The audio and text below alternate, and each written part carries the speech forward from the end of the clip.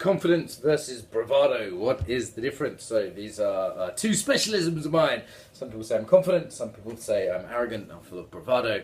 What is the difference? Well, I would say one is based on reality.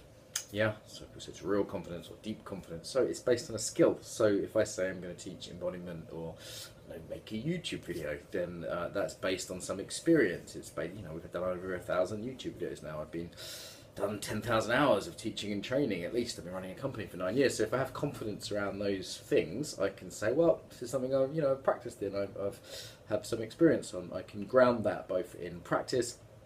I could also ground it in assessments from peers, say, what, there's other embodiment trainers who are regarded as qualified and they say that I have some skill in this area, when someone says, oh, you're a thought leader or you're good in this area, then, people who are qualified, those community of peers might be another kind of way to ground something, but certainly there's some competence that it's based on.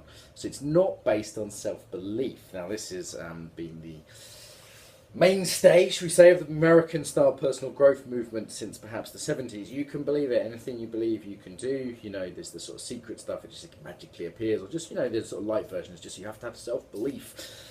Well, that's nonsense, I can't, if I believe I can fly a plane, that doesn't mean I can fly a plane, I shouldn't have confidence to do that. If I believe I can run a country, no particular reference to anyone at all there, Mr. Trump, doesn't mean you can do that. So self-belief is particularly toxic, and there's been a whole generation now, people, particularly in the States, but also in Europe, other countries, mostly the States, also Europe, who have been raised to believe that, you're amazing no matter what you do, without any sort of feedback based on reality, just on being you're amazing.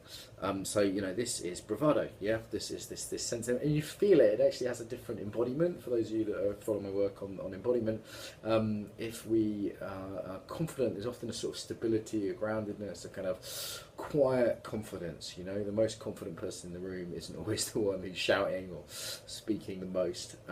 There's a way in which people are quite animalistic level, like definitely children, dogs, people feel it when you're not really confident. You can say the right things, you can even on the surface have the right body language, but a little deeper, people are realizing, okay, this guy isn't fundamentally relaxed.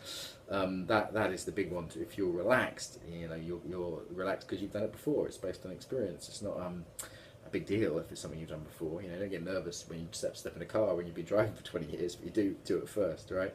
So this grounded confidence rather than the bravado of saying, believing in yourself, I can do it. So it's an important distinction.